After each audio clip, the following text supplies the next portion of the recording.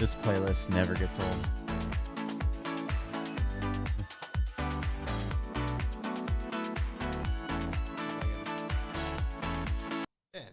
Oh, no fade out. Fade out. No. No, I didn't fade out. All right, hold on. Oh, I got to get the live at 6:15 thing off the screen too. Okay. All right. Welcome back to another BSing. You know what BSing number this is? You gotta say it. 69. You gotta. Welcome back, everybody. Yeah. Happy. We've been doing these on Saturdays. What do you think about that? I kind of like it. I like the Friday. No, I like the Friday because then I can coast into the weekend. Yeah, and it's I like the Friday because like after work, Yeah. it's kind of nice to have something. It's to like look happy forward hour. to. I know. So welcome everybody. Thank you for spending your Saturday with us. Yes. So the kind of the genesis of this was like literally a month ago we were going to do this right before we went out west, and a lot of people asked a lot of good questions we're going to get to, and I got super sick, not COVID, and then I got the stomach flu, and then Andy got the stomach flu, and then we went out west for 2 weeks, another week for him. Mm-hmm. And the schedule just didn't happen. So we are back. It has been years since we've done an official. Don't make fun of my 2 ice cubes. It has been probably been 2 or 3 years since we've done like an official Q&A. And so, it goes without saying, we got a bunch of questions people asked us on Instagram. We're gonna get to. I got a couple rants. Oh, there's a good rant coming up. I got by the 2 way. rants. Yeah. But one's a minor rant, one's a major rant. I got some good current events as well. I got some really good current events. I love current events. So we got good stuff coming up. Thank you for joining us. Yep. First, what are we drinking? They kind of saw us. We were like trying to figure out what to "Ah." drink. Yeah, so this is the Wild Turkey Kentucky Spirit single barrel. This stuff's excellent. Yeah, we got that down in Kentucky, actually. Yeah. As always, everybody, let us know what you're drinking. Yeah. Put it in the chat. Oh, everybody's putting it in the chat already. Highlight some good ones. Red wine and Indian food from Steve Welch, Ontario. That sounds excellent. And actually, red wine does pair well with Indian food. Yeah. Here's a good one. C. Salmon says sipping some Elvis juice right now. Oh, nice. Yeah. I thought about some Elvis juice. Gone Feral with Squidly, Bacardi Black it is. Ooh, nice. I've never had that, actually. Yeah, I've never had that either. Let me see here. There was some more. Jay Perry on the porch, vodka tonic in hand. I like the cocktails. Honestly, I thought about that as well. Stone Wolf Outdoors, just beer and mead. Oh, nice. Let me see. We use coasters. Oh, coasters. And Oh, yeah, those are the Disney World. the Disney World Star Wars Cantina coasters. Yeah. We respect wood. Yeah, I've been thinking about getting into some cocktails. I know you're a cocktail guy. Yeah. I can make a few cocktails. But yeah, we'll do some. It'd be fun to like mix them up live. Yeah. It'd be kind of cool. Yeah, okay. Next week. Rave Boy Guinness. Nice. I really like Guinness, I do actually. too. Guinness kind of gets a bad rap in this country. Why? Weirdly. I don't know, but you never see people drinking it. Oh, it was like 6 months ago. I had a craving for Guinness, and I went out and bought like one of those 4-packs of the With like little things inside that shake. It was so good. Guinness is really good. Yeah. Hold on, more drinks. All right, well, let's go through the drinks. It's Saturday. All right, Got and wine? Anna Longfield says Dr. Pepper. Scott Nice. Bush says Love Angel. Dr. Pepper. Yeah, me too. Scott Bush says Angels Envy Bourbon. Nice. Um, This is good. so This is really good. yeah, I remember when we first had it. We're like, is this better than Bland's? No, it's not better than Bland's. Kevin, there's a It's good. there's a tough question in here for you actually. Is it related to No, it's actually a serious question. okay.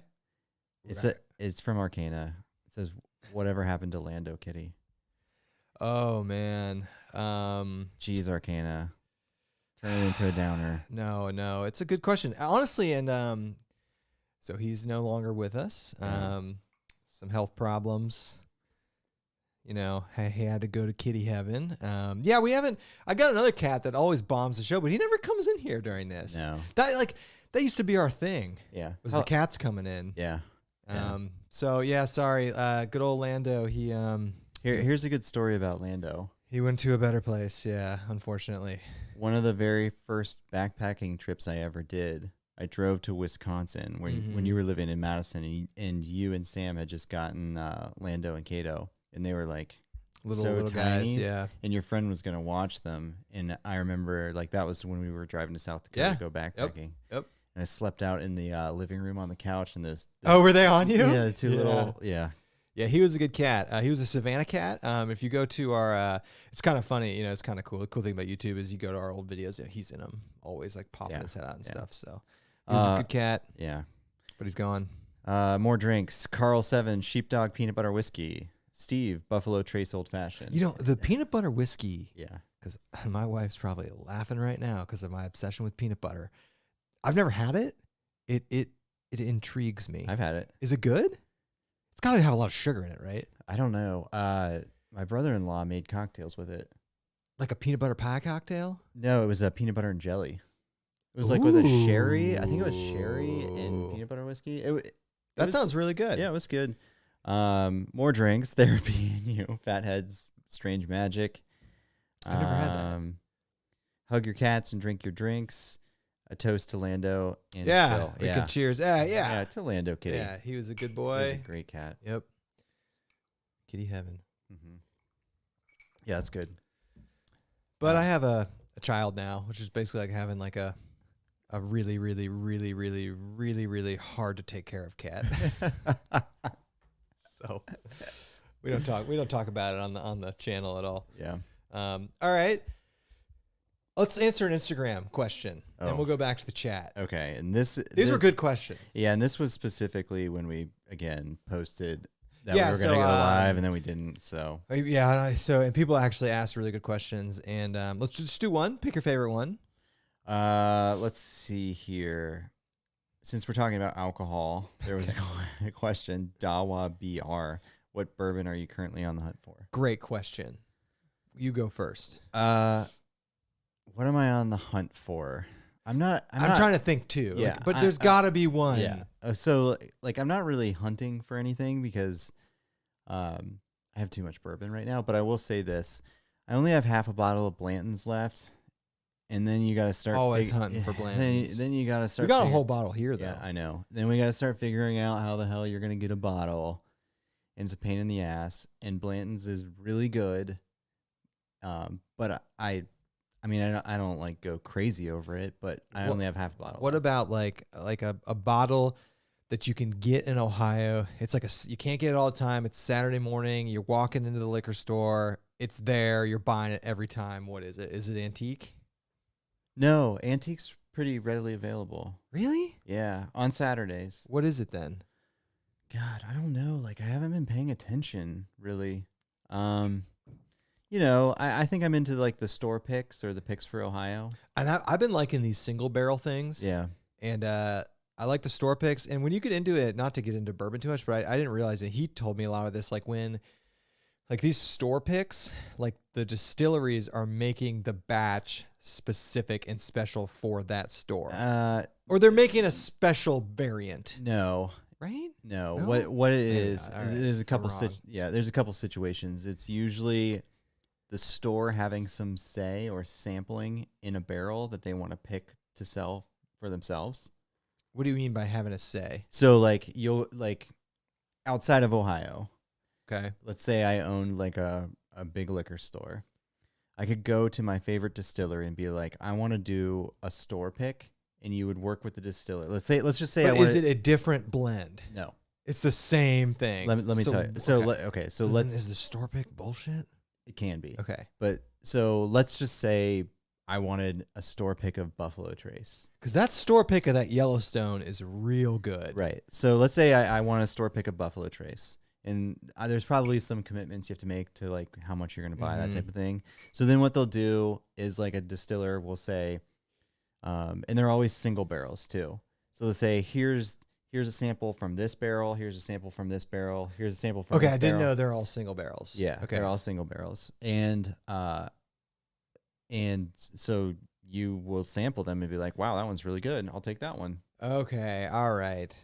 Okay. And then Ohio does it for Ohio. They'll like allocate barrels. So I now have 3 rants for today's podcast. The first rant. Oh, are we talking about yesterday's rant? So Andy and I, our buddy Scott, and we formed a cool relationship with Endeavor Brew Distillery, a local bar and distillery in the Columbus area. If you're in Columbus, check it out. It's a outdoorsy, good establishment. Anyway, they have a podcast.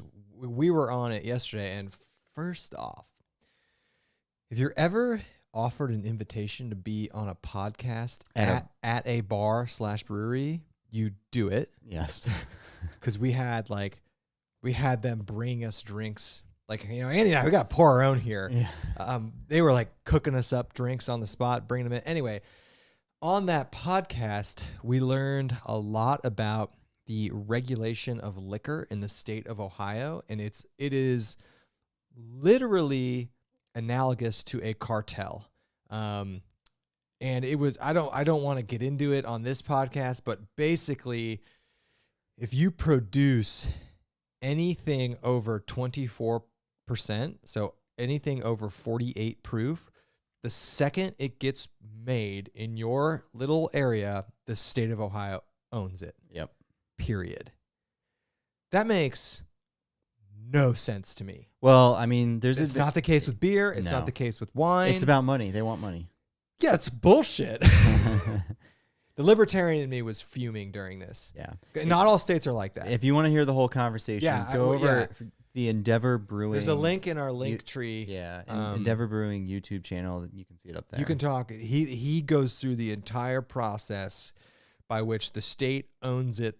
The second you produce it, you have to buy it from the state. And it is literally a cartel, like, quite frankly, extortion. Yeah. Here's so from Scott's perspective, for sure. From the consumer perspective, there's a few advantages. Very few. Really? Yeah. What's that?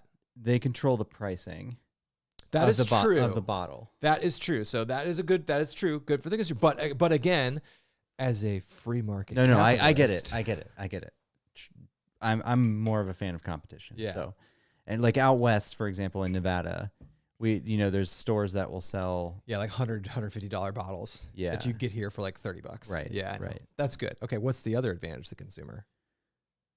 Is it just price? I think that was it. Okay. Anyway, I don't want to get into it. First rant done. Okay. I have 2 other rants. All right. We'll get to them. We'll do another question. Okay, do another question. do a backpacking related question. This was a real good one. This is from Rebecca Bradnam, and this is we actually talked about this. How much cordage should I buy attached to each stinger? First off, I love the hyper specific question. Yeah. So if you're like, what's a stinger? You should explain what a stinger. Get them. So for we're talking a tarp, right? So it can be for tarp. Yeah. It can be for anything, honestly. But the Dutchware stingers is a piece of hardware made to attach your tarp to the tree. Yep. So it's a little piece of metal hardware that attaches to your tarp, and then has cordage, coming off the side of it to attach to your trees. And the question is basically, how much cordage do you need on each side of the tarp to attach around the tree? So you can buy stingers by themselves, or you can buy them with built-in cordage. Buy them with the cordage on them. Yes. But we have 15 feet of cordage on each side, which is overkill. Overkill. Maybe do we have 12? No, it's 12. 12. I'm on their site right now. He only does 12. Okay, so we have 12. It's only 12? Yeah. So there's no other denomination? No, because here's the deal. You could buy it with just the hardware and put however much you want on there. If you're somewhere where the trees are real wide, you're going to need more than 12 feet. But to answer the question, 12 feet, that gets you enough cordage on each side of the tarp to get around the tree, and then gives you some leeway to move that tarp around if you need to. Love the hyper-specific gear questions, though. Keep them coming. Funny comment. Going back to the liquor conversation, Tech Redneck said, we make our own here in West Virginia. Yeah, and honestly, yeah. I brought this up on the podcast. That's just what the system is encouraging people to do. Obviously, you couldn't. I mean, selling it would be very difficult without getting busted here in Ohio. But all you're encouraging is people to make their own. Yeah. You know, it's also it makes no sense. I mean, it doesn't make any practical sense to me that it is just liquor that's controlled that way. Right. Because it's all booze. Yeah. You know. Here's like why. I mean, I understand why, but all right. Anyway, I don't want to derail this. Okay, going back to more hardware from Dutchware. Another good question came up in the chat. C. Samons 9 says, "Do you use the Fleas with shock cord for your tie outs?" No, I don't. The advantage to using shock cord on the tie outs is if you get some tarp slop. We don't really have that with so in a Cuban Dyneema. tarp. Yeah, with the Dyneema tarp, you don't get a ton of slop. And by slop, I mean sag. So the advantage to having the shock cord on there is it's going to keep the tarp taut when it starts to sag. We know a lot about this, thinking about, oh my God, we know way too much about this stuff. Yeah. But to answer the question, I've never used Fleas. Andy has. No. Or no, used Flies or. No. You never used Fleas? No. I thought you had. No, I use, and I set this up for all of our tarps. Right. I like this better. And I I thought you had the little. No, we use cord tensioners. Yeah, but I thought On at our one tie-outs. point you had the little Fleas No. on your continuous ridge line, didn't you? Yeah, but I don't think that's a flea. There's too many damn things. Yeah. Anyway, to answer the question, we use line locks as a cord tensioner. No, cord tensioner. Cord tensioners. Yeah. So They're basically, line like locks. you pull it. They're not line locks. Those are different. I mean, that's a line lock. That's a cord tensioner. All right, whatever. Anyway, we use cord tensioners. We do not use shock cord. Yeah. With a Dyneema tarp, we've never found the need to use shock cord. Yeah. And even on, quite frankly, on the Schill tarps we have, we didn't use shock cord because we were lazy. Yeah. But there you do get some sag. You're going to wake up in the morning, you're going to have some slop. Oh, shoot. Maybe you're right. Okay, I use tarp worms. God, there's so many. Yeah, I knew you used some little piece of Dutchware cordage. I always, so hold on a second. I got to look up what the flea is. What Andy's talking about is... Oh, yeah, I've never used the Fleas. People will use those on the Fleas and the worms. They'll use those for like, tie-outs. Right. You can use them for tarps too, but... Okay, no. So never use the Fleas. We use tensioners and stingers on the end of our tarp. Love all the tarp questions. Love it. God, we haven't talked about like tarp. We haven't talked about tarps and like nerded out on hammock gear in a long time. Arcana says, I've used shock cord on my Fleas, but now I just have them attached to Zing It. Yeah. And we use Zing It. Yeah. Josh, Actually, pro tip on your tie outs, use some sort of glow wire or reflective cord. I love that. At night, there's nothing more annoying than tripping on your freaking tarp tie outs and your hammock tie outs. Put some reflective glow wire on there, some reflective cord. It's not that much more expensive than Zing It. And it just lights up at night. And you know, when you've had like 5 or 6 drinks, you don't want to trip on your cords. Josh says, Tim and I did the shock cord mod on our old parts when we first started hammocking. Old tarps. And he has Sil poly and it doesn't sag. So that's good. Okay, that's good to know. Yeah. Okay. Wait, so they use shock cord and that yeah. eats away at the slop? Yeah. Nice. Yeah. I mean, it makes sense. Mm-hmm. Makes sense. It makes sense. Nice. All right. You want to fire up another? We're trying to like watch the chat and then go through these Instagram questions. Yeah. Somebody nominated you for Kevin Schill for governor. Arcana wants you to go for governor. You must be a libertarian. Funny thought about that is there. Let's not go there. Okay. It's not about, I'm not running for governor. I have a very interesting political views like most people. I'm pretty liberal on things, pretty conservative on things, very libertarian on a lot of things. So you're like 90% of the country. That's not what the news wants you to think. Yeah, I know. That's not what the news wants you to think. Very anti-news. Okay. Another question from Instagram is, this is from Rebecca Bradnam as well. Is there a major difference between your summer pack and winter pack? Great question. The capacity difference. So we could have a whole podcast. And the answer is yes. Yeah, there is a huge difference in capacity between our summer and our winter loadouts. Mine's like 20 to 30 liters. We should do a video on this. Summer versus winter loadout considerations. Anyway, yeah. Winter stuff just takes up more volume, right? You're taking bigger clothes. You're taking maybe bigger. I bring a bigger. I bring a double wall shelter when I'm on the ground in the winter. In the winter in a hammock, I'm bringing a top cover. All these things add to volume, to pack volume. Yeah. More down. More down. Sometimes we're bringing more food in the winter. With the hot tent, we're bringing a ton of stuff. How many liters with are the arc hauls with like all the? They're like 65. Yeah. And so they're huge. I know. So my light AF is probably what, like 40, 45 with that, with the pouches, pockets, and Andy, stuff. What's interesting is Andy has a 35 liter, which is really like 45 liter. Yeah. He has a 35 liter light AF pack. I have a 40 liter light AF pack, and that difference of 5 liters, I can use my 40 liter pack in the winter, and Andy, I cannot. It literally, like, I'd have to strap stuff to the side to pack, and it'd be so uncomfortable. Part of that is for the last year or two, I've been using tents in the winter, and they just take up less space.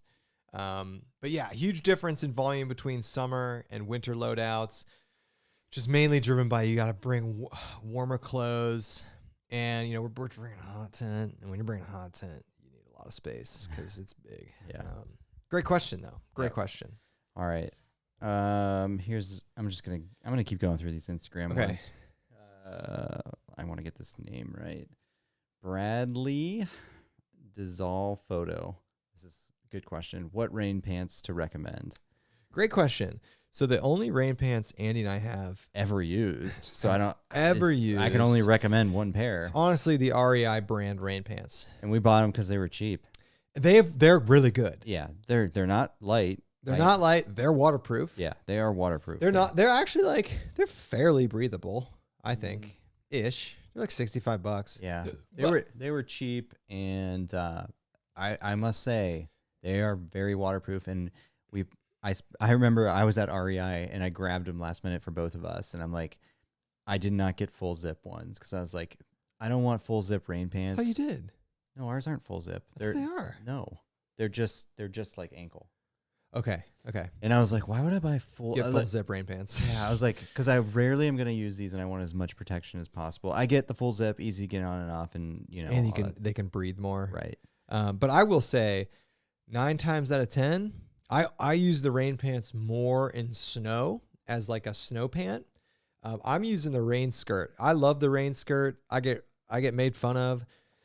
The rain skirt is the way to go. Rain pants are only coming when the temperature is below 40 and it's raining. Yeah. Otherwise, the rain skirt, it's cheaper, it's lighter. I actually use it for running. When it's running and raining, I use it now. I'm a big fan of the rain skirt. And shout out to Frozen for getting me onto those. You'll get ripped on a lot for wearing it, but I don't care. Here's a good question from Mike K in the chat. Need a new shelter, thinking the duplex or altiplex, doing JMT in August. I'm 6'2". I know you guys have used both. So the altiplex is about 15 ounces. The duplex is about 5 ounces. I love the duplex. The duplex is nice. Honestly, if you can spare 5 ounces, get the duplex. If I was in his position, I'm doing the altiplex. Yeah, interesting, really. Yeah, just because I want it light as possible. But altiplex is a sweet tent. But the duplex is nice. In there. Yeah, you're in there. You're in there. Your stuff sit in the vestibules. Yeah, here's the deal. In the altiplex, it is very, very difficult to get your gear in the tent with you. So something like the JMT, where you're probably not dealing with rain a lot of the time, you probably don't need your stuff in there with you. Mm-hmm. The nice thing about the altiplex is you can have all your crap in your tent. You can go through it at night. I mean, you got room. You can't do that in the altiplex, but you do save 5 ounces, maybe 6 ounces, honestly. And spoiler alert. I can't say it. Okay. No. We'll just say Z-Packs. They're thinking about that. Z-Packs knows people are like altiplex or duplex, and they're on it. They're on it. Yep. All right. These are really good questions. Let me see here. Oh, back to the Instagram. Same person, Bradley something photo. What pocket knife do you recommend for backpacking? So I got one of these Kershaws. They're pretty sweet, but honestly, the Swiss Army knife. The mini. The mini Swiss Army knife. Yeah. It's gonna be good 9 out of 10 times. And you get scissors for cutting leukotape. But if you're asking this question, you're like, I don't want to get I don't want a Swiss Army knife. Like the Kershaw is what I have. Some model of Kershaw. Becker's actually into knives. He's got good info on knives. Dan is. We're not knife people. We're not knife people, but I like the Kershaw, dude. It was $60. It's not cheap, but it is so sharp, and it has a good flip mechanism. And I mean, you like it. It's a cool little knife. Yeah, I mean, I'm not gonna. It's the Kershaw Air. Good question. Yep. All right. Another question from Instagram. Okay, this is from Southern Hike. Been a lifelong tent backpacker. Sorry. One. What would you recommend for a side sleeper if I wanted to buy a hammock? Thoughts on dream hammocks? So, first off, I think, and I'll be curious what you think about this. Yeah. Would you say a bridge hammock? No. For a side sleeper? Mm-mm. Really? No. I thought you would. No. I would actually. So you can definitely. I think is, I only have experience with the Chameleon, the Warbonnet Blackbird, and the Banyan Bridge. And the Chameleon was by far the easiest. And the dream hammock. You've slept in the dream hammock. Oh, right. I forgot about that one. I would say for me, the gathered ends were easier to side sleep on. Yeah, I think the bridges are. That's an interesting data point, though, about how you think about that. But I sleep better in the Banyan because I can sleep on my back now just fine. And then the next part of this question is, was it specific to dream hammock? I mean, they're great. They're good. I had the Darien. I literally only sold it because I had at one point I had 3 gathered end hammocks, and the Darien was the one I had the least amount of accessories for. So like the dream hammock, I had all this stuff for, and so that's why I sold it. Here's one thing I will say: I mistakenly got an extra wide hammock and it was awesome. So depending on and I'm not like a super wide guy, but depending on your body shape, wide hammocks are the way to go. Super comfortable and super comfortable to side sleep on. Yeah. My next hammock purchase is going to be one of those ultralight hammocks. The monolight ones. I don't know. There's a few out there. I don't know. They intrigue me. They're so light. I know. Dutch has got one now. I know. There's a few out there. Does Spaguyver have it? Dutch always gives all the sweet shit to Spaguyver. Rightfully so. Yeah, like Spaguyver and Syntax. They get all the Dutch stuff. Let's move your phone. Oh, sorry. I'm get the top off. This is good. Yeah. You never find this in Ohio. No, but it's readily available on shelves outside this of is Ohio. This is one of Wild Turkey's like top shelf lines. Yeah, it's on the shelves. Kentucky Spirit single barrel. How much is it? $60. Oh, it's $60. It's good. It's not as good as Bland's, but it's good. Give you a little topper. Just a little bit. So that's good. Thanks. Come on, it's Saturday. Oh God! All right, what's next? All right, so let me go into the chat here. Let me see. Steve recommended Montbell Versalite rain pants for the wind. I've heard really good things about those. I love Montbell stuff. Montbell stuff is awesome, especially for the price. But I will say, what super intrigues me, they're so expensive, is the Z-Packs Vertice rain jacket and rain pants. They're so expensive, but if you look at the statistics on the breathability of the fabric they make that stuff out of, it's like more breathable than Gore-Tex. I've never tried either of them. But the Z-Packs Vertice rain stuff really intrigues me. Yeah, Enlightened Equipment's got nice stuff too. Yeah, but honestly, for a quote unquote big box non-cottage vendor, Montbell is killing it. Yeah, I have 2 Montbell jackets. Jackets, sleeping bags. I mean, they've got good stuff and light. Yeah, so I like it. Here's a great question from Carl7. It says, gave up hammocks in 82. Oh shit. But nice. I can't. Hammocks have changed a lot since 1982. Yeah, but would like to give them another try this summer in hot, humid summer weather. Suggestions for a decent setup. It's a great question. I think. I mean, it's kind of hard to say. So let's talk about the hammocks we've used.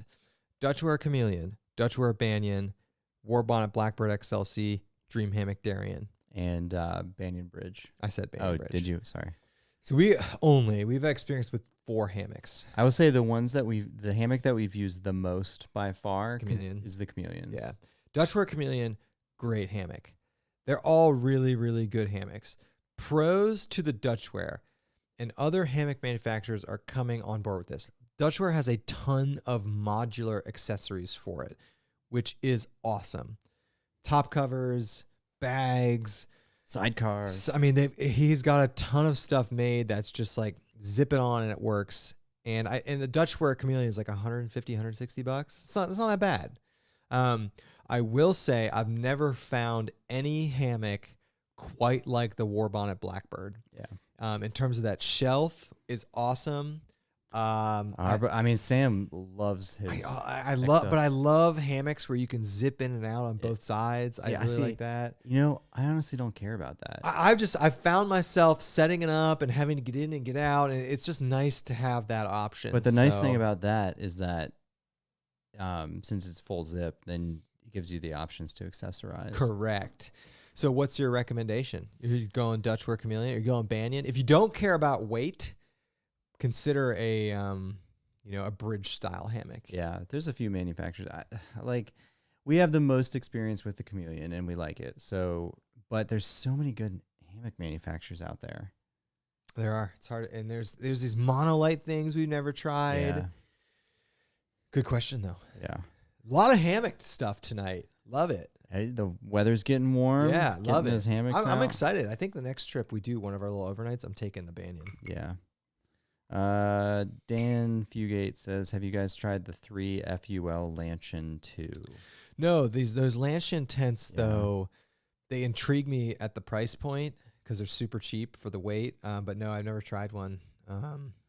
They intrigue me though. Yeah. I think they're freestanding. I don't know about the one he's referencing. Yeah.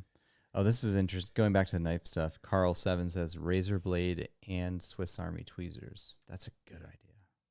Yeah.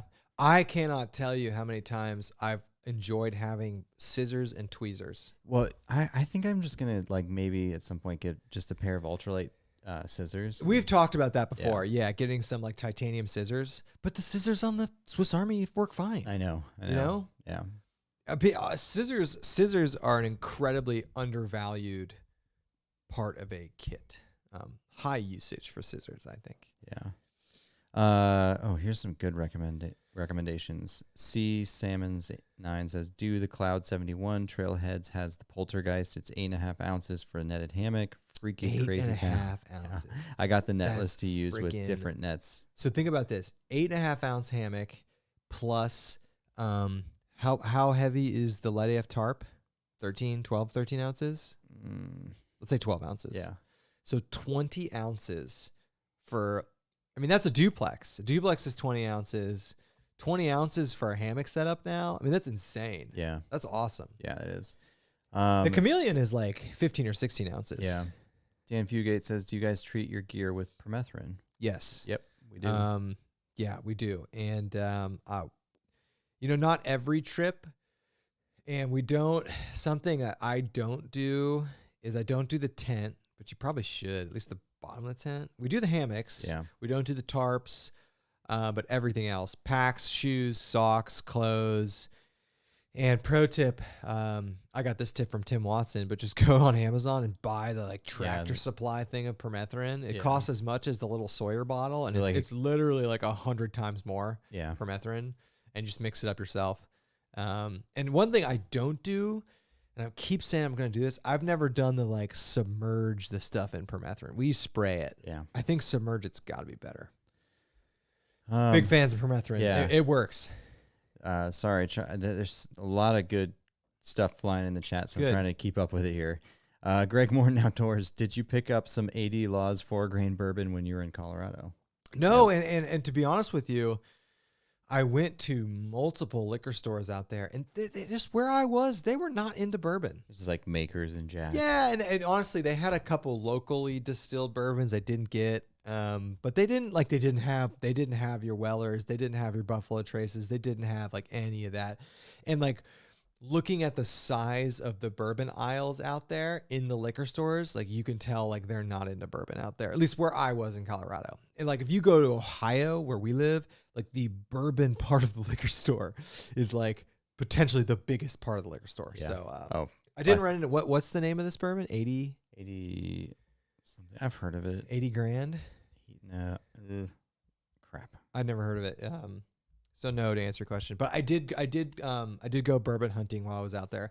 Yep. I went to like 2 or 3 liquor stores. Nevada, on the other hand, Good. Nevada had real good bourbon selection. Yeah, they did. I was at Reno specifically where we were had really good bourbon.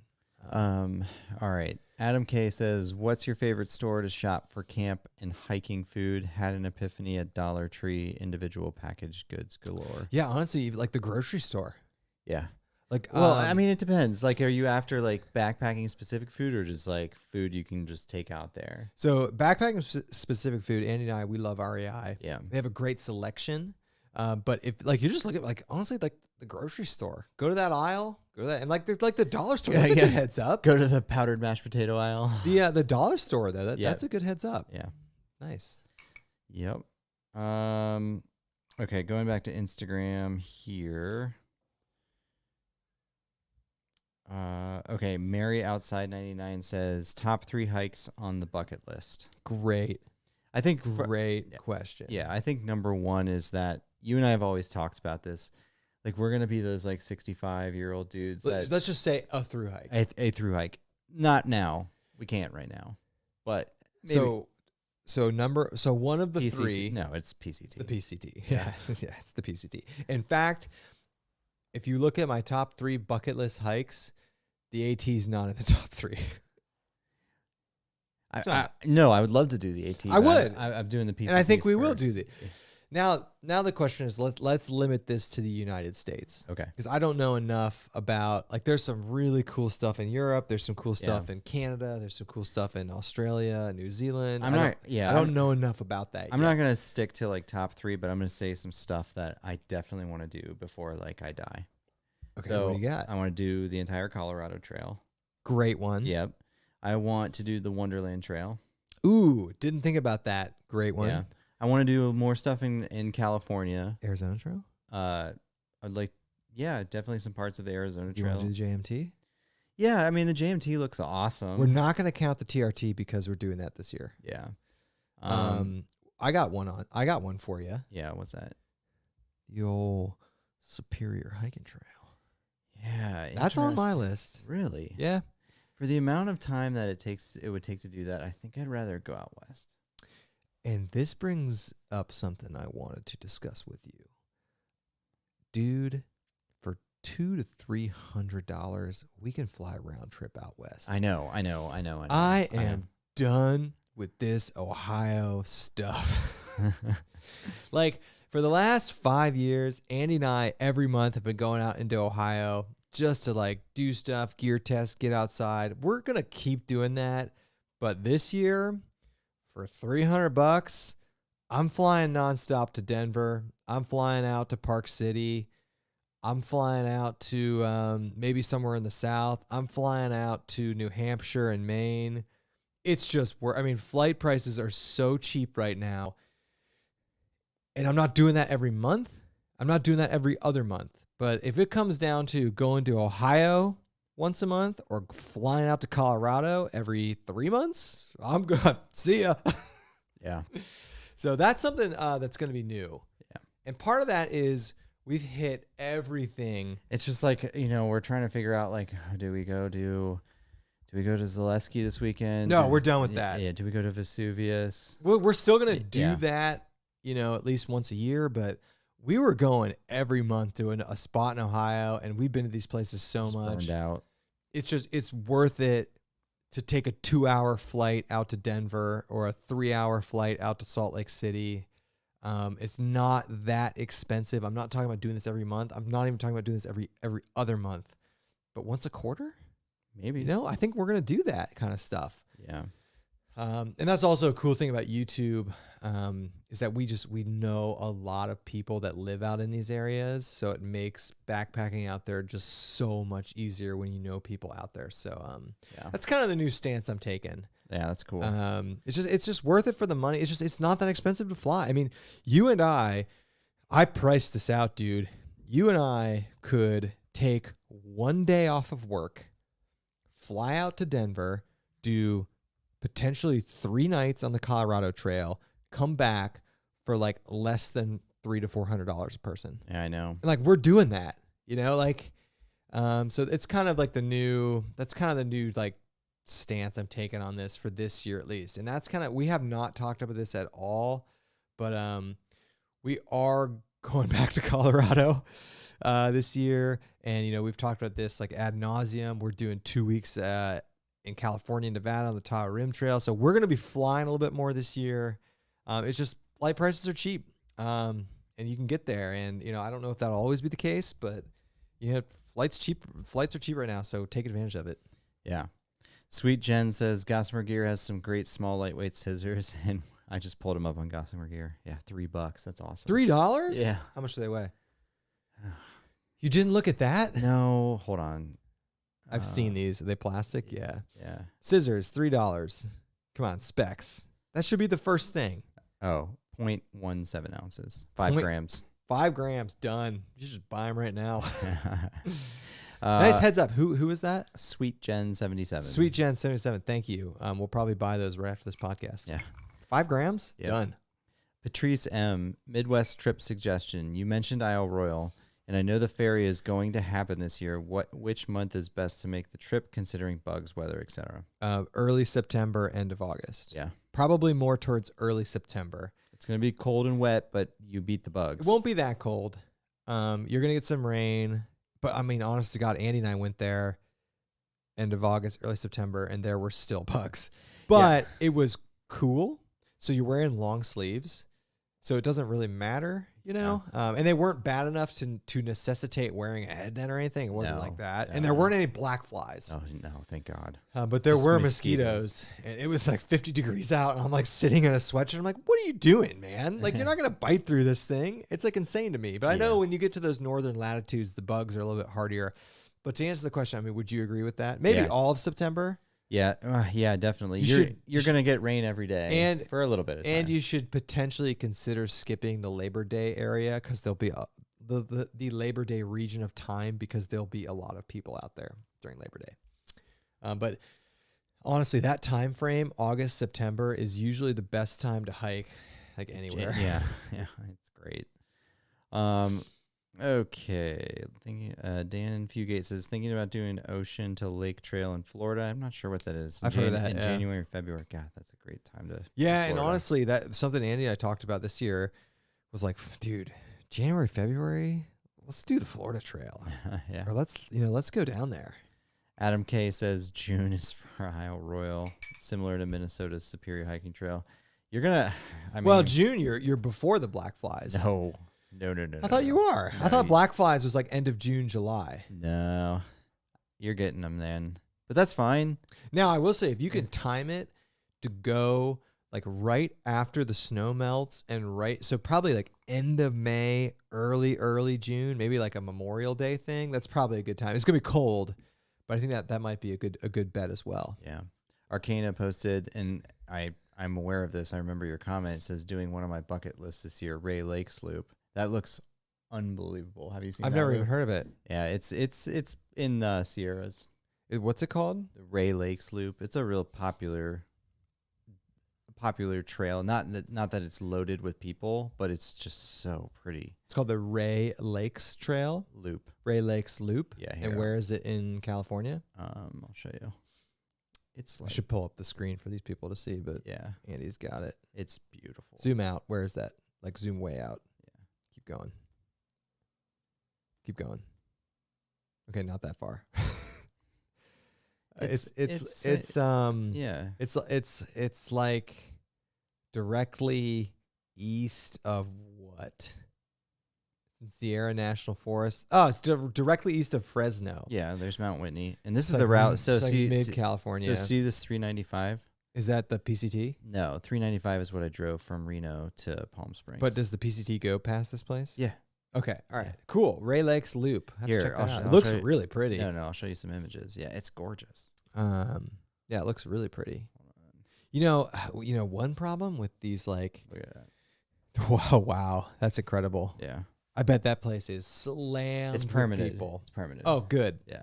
I was gonna say one problem with these like super beautiful places is, especially because of COVID, they're just overrun with people. Something I'm worried about for the TRT this year. Yeah, Brian. I'm gonna butcher your last name. Brian Jetura. Let me see. How do you pronounce that? Brian Jetura. Yeah, that's fair. Yeah, drive up to Michigan here on National Forest. Yeah, we love Michigan Michigan. is freaking awesome. Yeah. Huge fan of Michigan. Need to go there more. Yeah, In fact, if I'm driving anywhere now, it's either Michigan or West Virginia or maybe Virginia. or Pennsylvania, Or Pennsylvania. Or Kentucky. every state Shit. around Ohio. Every state other than Indiana or Illinois. Andrew Greenlee said, second on Michigan. Have you guys been to Manistee River Loop? No. No. And that's like one of the places that, No. you know, Would love to, yeah. we've done Isle Royal in Michigan, and we've done Pictured Rocks. Yeah. You've done stuff without me there. Oh yeah, I've done what's I thought you that did island? Manistee. No. What's the island? Jason Wish was there. I did that. Crap. It's in Lake I know Michigan. what you're talking about. Can't remember the name of the island. Oh, here's an interesting one. Josh says flying to Washington in July. Josh, Like Washington State? yeah, Josh, what are you guys doing? What are you doing? I What are bet you they're doing, I bet they're Josh? doing Mount Hood. Is it who you going with, Josh? I bet it's Tim. Is it you and Tim? Tim was posting on Instagram today that he was permethrin. He was doing It's because he's going to the Smokies. Well, I know that, but they're up to something. What are you guys up to? That's cool for you guys. You guys have never been out that far west. Yeah. Okay. Adam K, I'm going to have to check out your idea for airline tickets.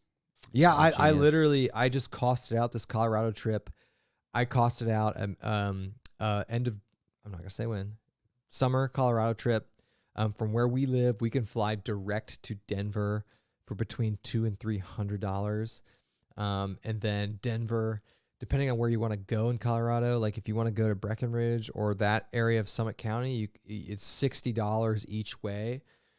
On a shuttle to get out there. So let's say worst case scenario for us, you get a ticket for $300. So $420, you're getting to the trailhead and back. Yeah. So then maybe throw in maybe a night in a hotel, maybe some ancillary expenses. You're looking at $500 for us for a 3 to 4 night thing in Colorado. And like, that's just a no brainer. It's going to cost us $100 to go to West Virginia.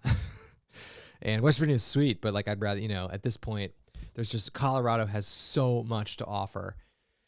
And I'm not like, there's other places you can get to relatively cheap right now.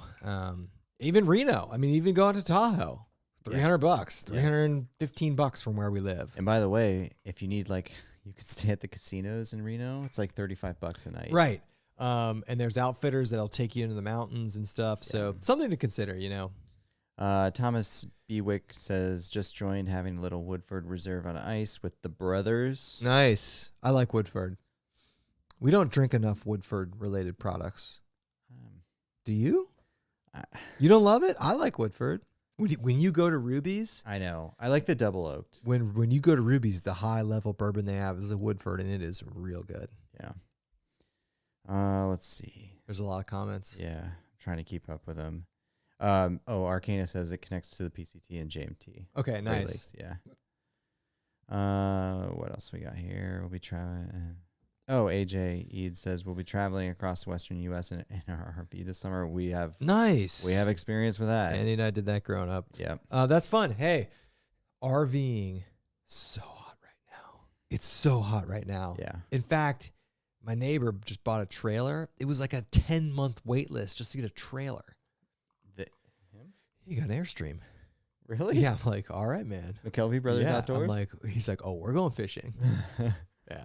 That's awesome. Yeah. RVing is so, because of COVID, right? Yeah. In fact, when we were out in Tahoe, they had to seriously clamp down on the camping restrictions in the campgrounds because there were so many people RVing.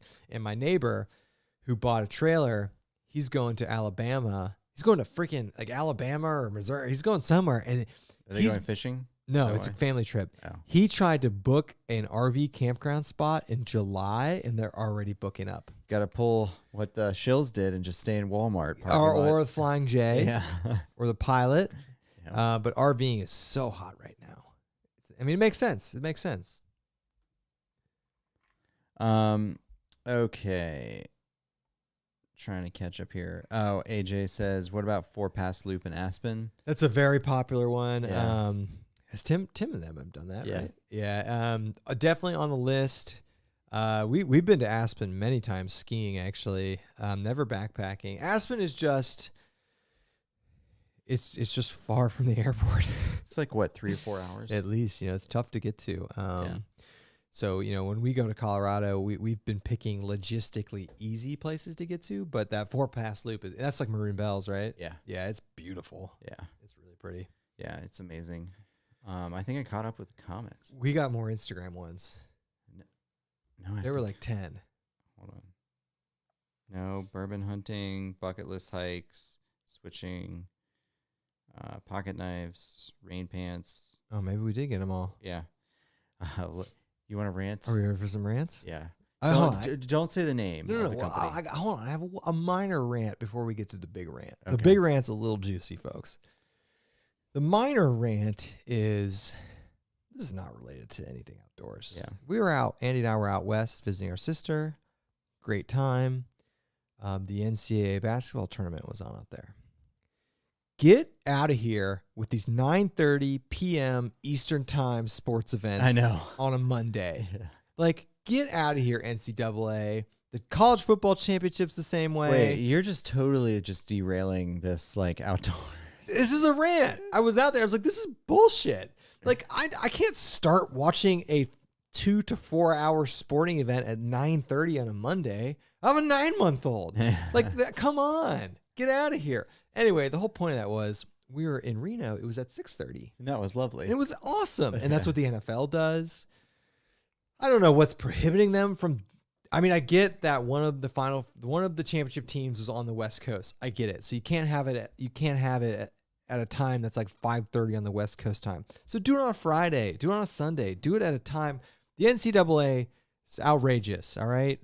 We got work. We got things to take care of. Get out of here. All right. That was the minor rant. All right. Here's the major rant. Okay, hold on. Careful. I won't say who it is. Andy. You know you're getting big on YouTube though when this happens. Yeah. So we received our first, and I have not told my wife this. This isn't it's not an official like YouTube one though. No, I know. I'm gonna rant about all of this.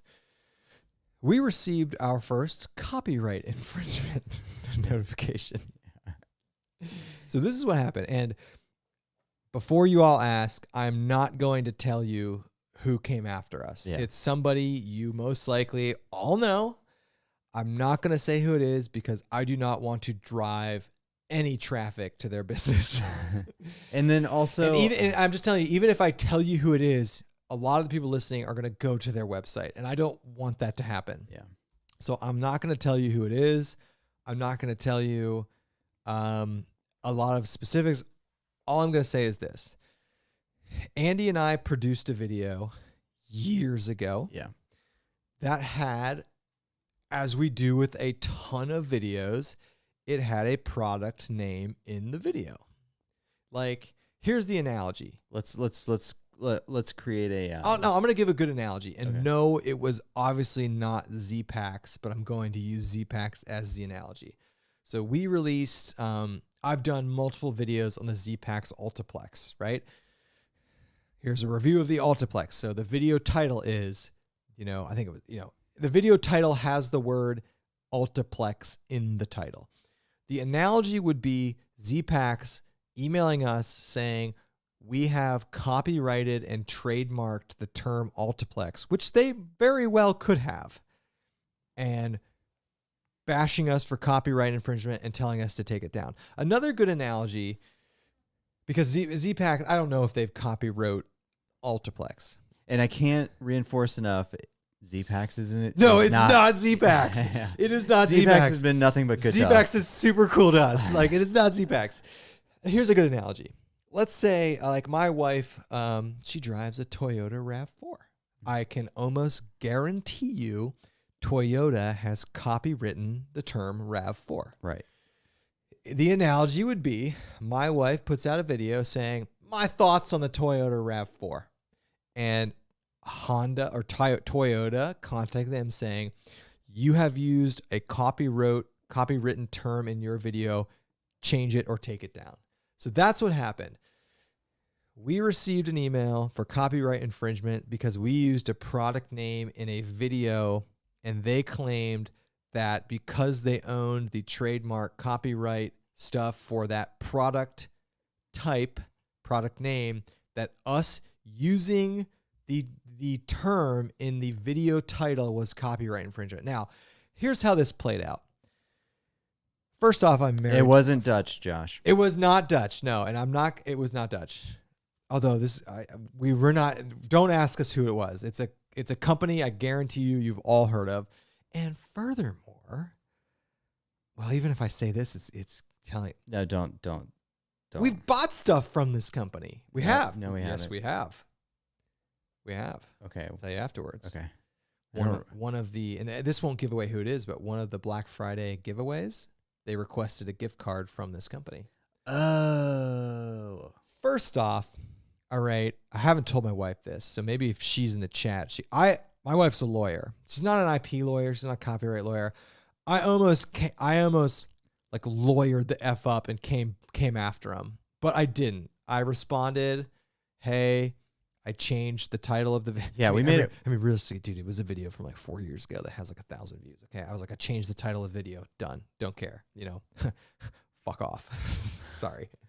Get one F. But the video was, we own the copyright to this product. You having a video with this name in the United States is copyright infringement. And I don't know if that's true.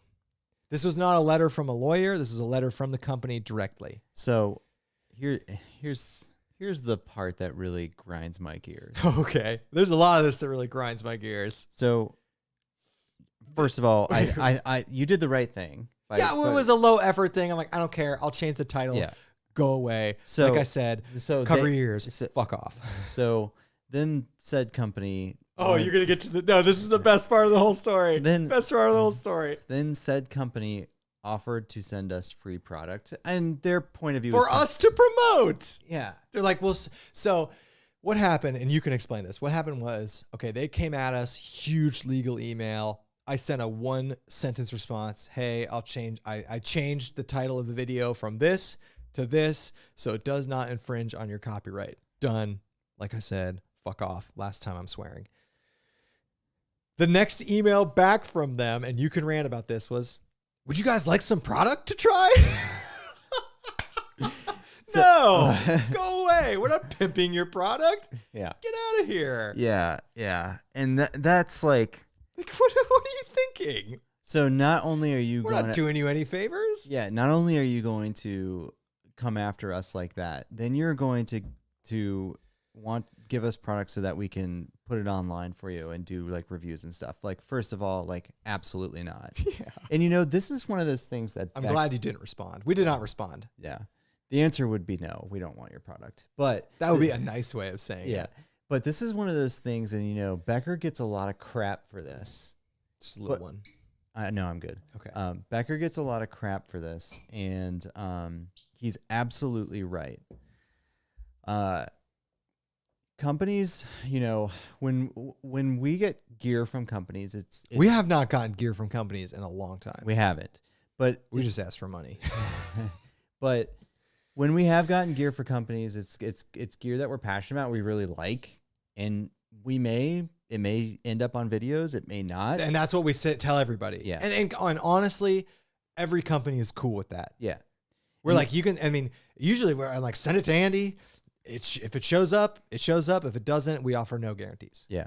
And so Becker takes this stance of like, so you're going to send me, let's say, $100 piece of gear, and I'm going to make this video of it, and I'm going to put it on YouTube, and it's going to get promoted. And all you had to do was send me like $100. Like, that's BS. Yeah. The point is, at least, and especially it's with like it's being taken advantage of. Is companies will take advantage of a YouTube audience. It's cheap and it's good marketing. And it's a no-brainer for them because, like, even if if Andy and I said the name of this product, even though we're ripping on it, I can guarantee you someone would buy it because they'd be like, "Oh, that's actually a cool product for me. I didn't know about it. I don't care if they wanted to sue the Schill brothers. I'm gonna buy it." Yeah, you know.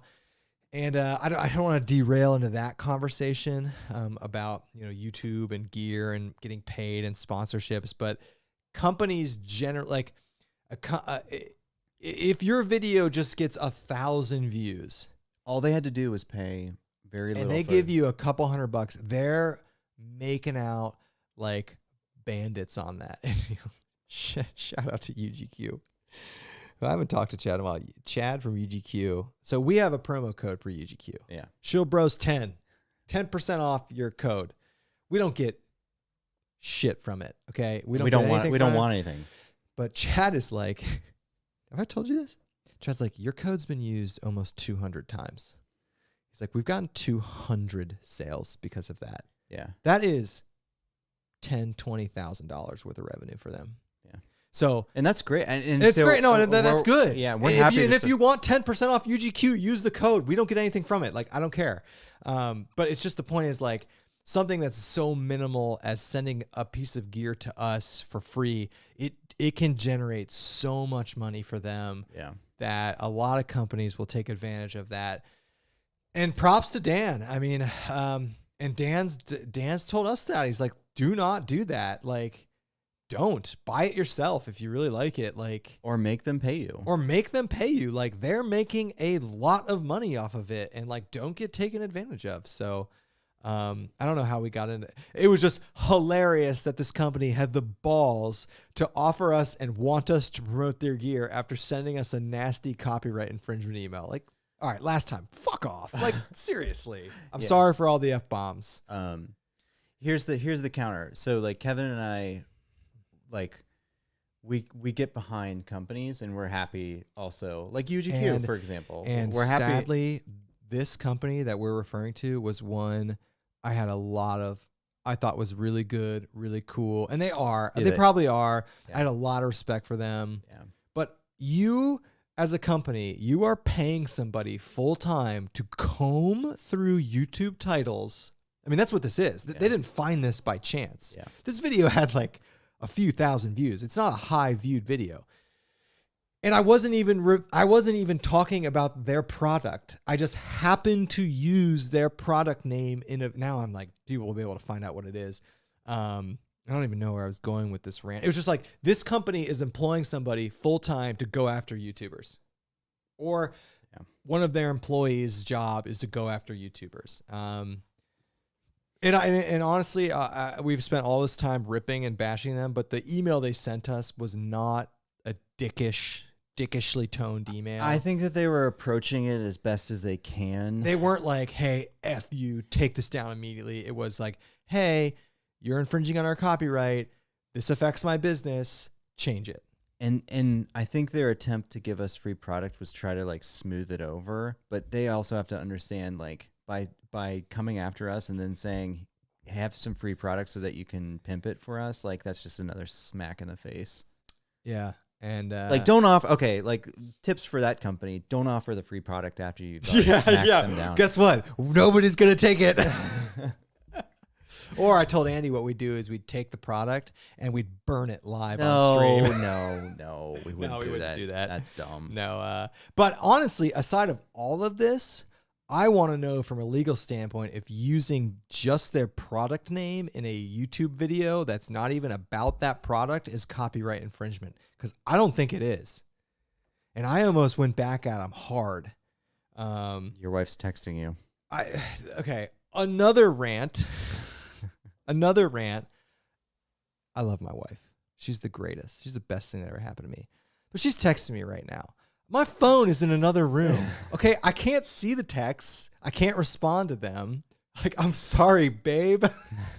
You do this when I'm out running too. Like, I can't respond. So put it in the chat, please. No, I don't think she's going to want to drop her legal advice in the chat publicly. I just want to know, I would like to know, honey, if you made a video on the Toyota RAV4, you made a YouTube video entitled My Thoughts on the Toyota RAV4, and assume Toyota RAV4 is a trademarked term. Is that copyright infringement, you making a YouTube video? So here's an interesting one. Arcana said, remember when Backcountry sued everyone for using Backcountry, and now everyone is quick to grab their sponsorship money? Wait, I didn't know Backcountry was suing people. I didn't either. But I will say, if they're paying you, and they're paying a lot of people in gear and promo codes. This gets into a topic. Yeah, but talk about. But at least some of the people are getting paid, I guess. I didn't know I didn't know that. Oh either. wait, no.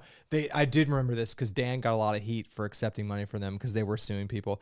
A lot of this conversation kind of points to the fact that YouTube is becoming a legitimate marketing source for companies. And it has always been, but now companies are coming around and it's becoming a dollars and cents thing for these companies. And honestly, Andy and I, we run ads. We ran an ad for Art of the Trek. We're going to run some more ads for them. We get approached all the time by companies, and we decline 99.9% of them because at the end of the day, this is not our job. This is our hobby. We just want some money to buy cool roadcasters and cool audio, video, visual equipment. Pay for a plane ticket. Maybe pay for a plane ticket, but we are not unlike Dan Becker, unlike some of these channels, we do not have to feed a family with the YouTube. So that gives us some freedom to tell companies to F off, to refuse money from people, but we're not a big channel, right? I mean, we're not a big channel. We get hit up all the time, and now people just want to pay us. And we are incredibly selective about what we do because we have the freedom to not have to feed our families from. If this was our full-time job, we'd be starving. But it'd be a different story. But YouTube is now becoming, and it kind of sucks. And honestly, all aspects of YouTube have been this way for a long time. It's just the outdoor specific sphere has become immune to this because it's been so small. But if you go to any other part of YouTube, tech reviews, drone videos, it has become very, very infiltrated by companies' marketing because they're seeing the power of YouTube.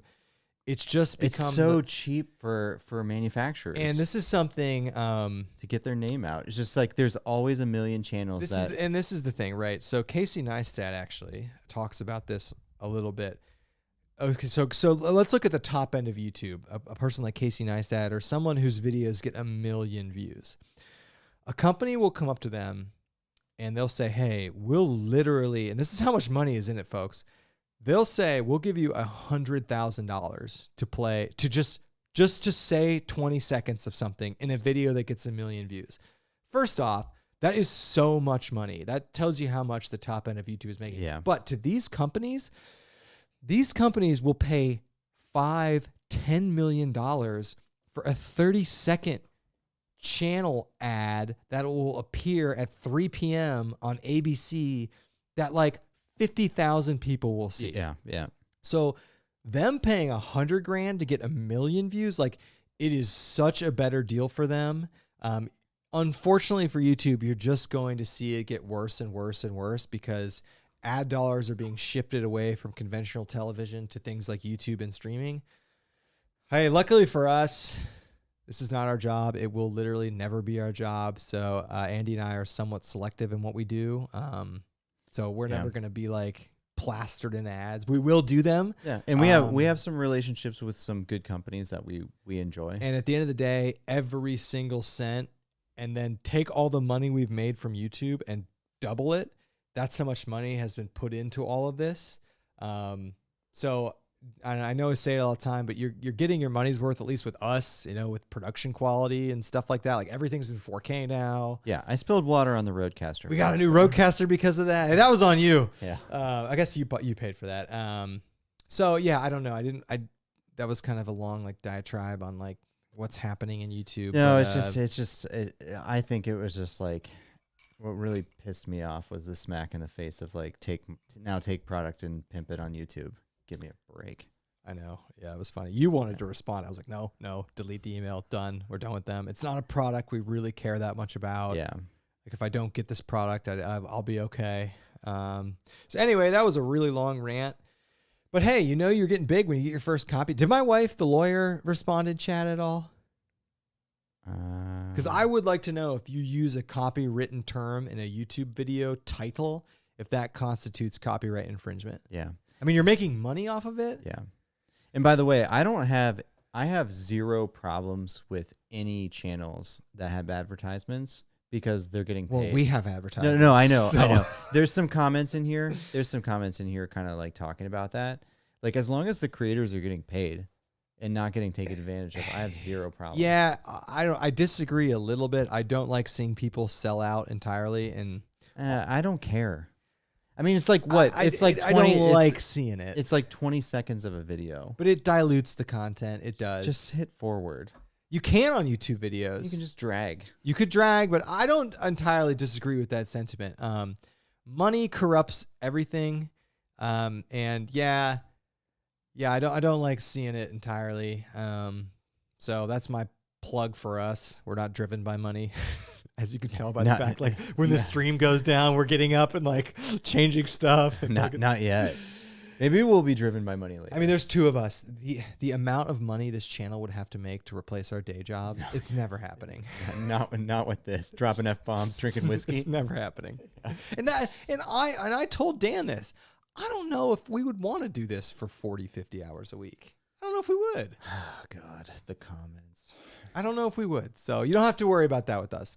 We take our sponsorships selectively. Yeah, and we have a good relationship with some people that send us gear. Yeah, and it's very cool as a YouTube creator to have relationships with companies. And it is cool. And we really love the Art of the Trek people too. They're good people. They've been very good to us and have been. And they're not the only ones. They're not the only ones. Yeah. So yeah, that was a long rant. But first copyright strike, copyright infringement email. Yeah, like the email was literally asterisk, asterisk, asterisk, asterisk, all caps, copyright infringement, asterisk, asterisk, asterisk. So I saw it like, oh, fuck. You gotta be kidding me. And then I read the email and I was like, I don't know if this is actually copyright infringement. So I almost looped in my wife, who's a lawyer, and I didn't because just it was such a low effort task. No, you did the right thing. It was just all right. I was like, just go away. I'll change the title of the video. I don't care. So that was fun. Hey. All right.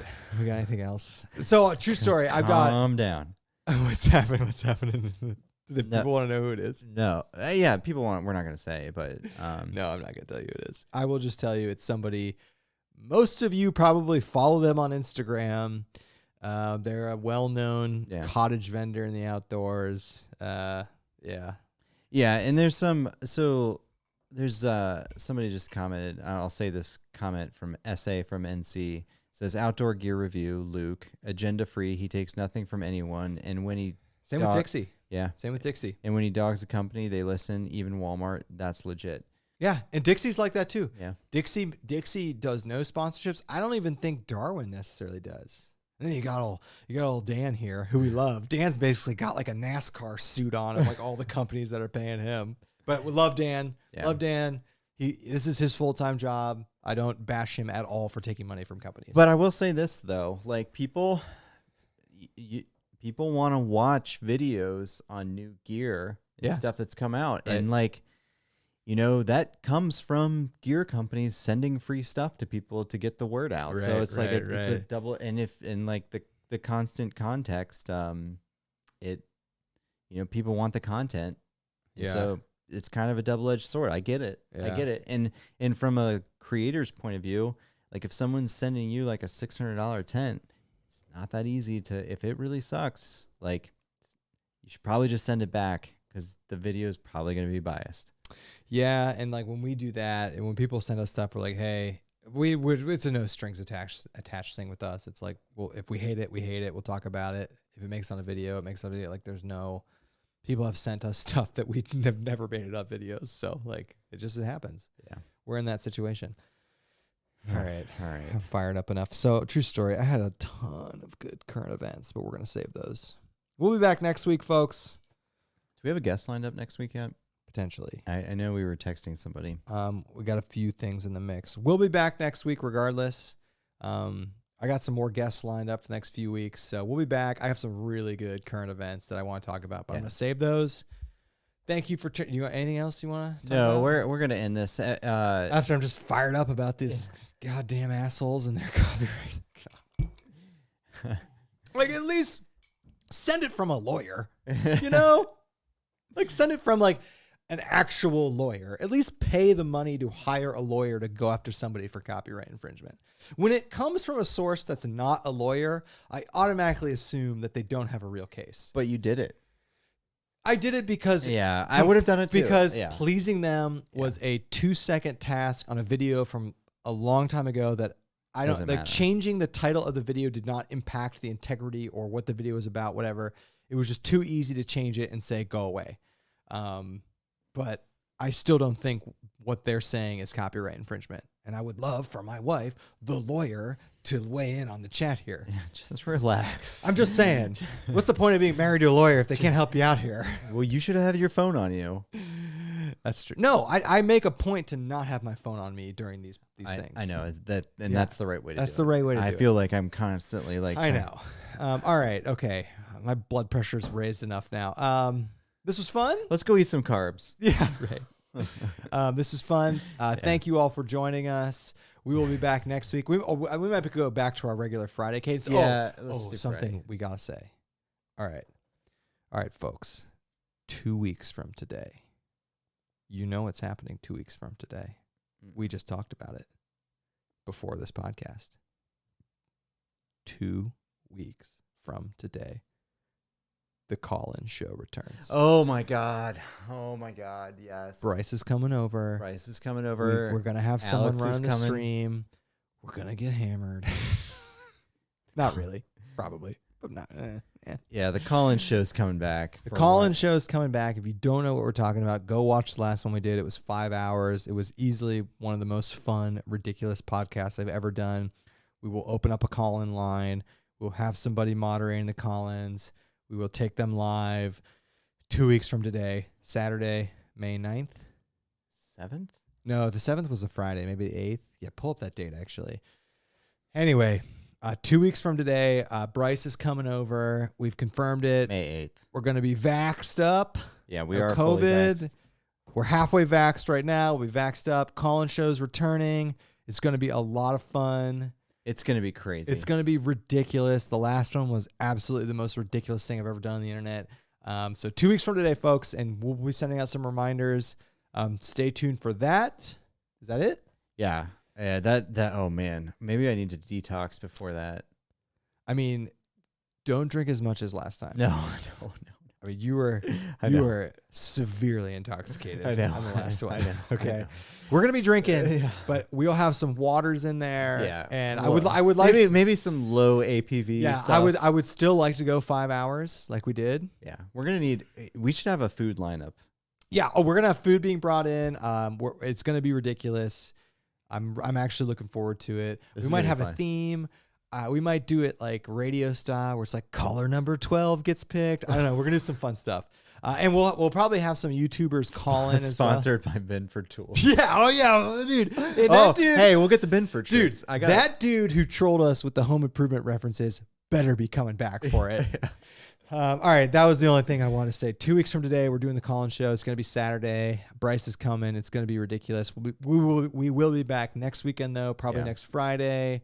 We're back. We got stuff to talk about. All right, is that it? That's it. Okay. All right, folks. All right, thanks a lot for joining us. Bye-bye. Bye.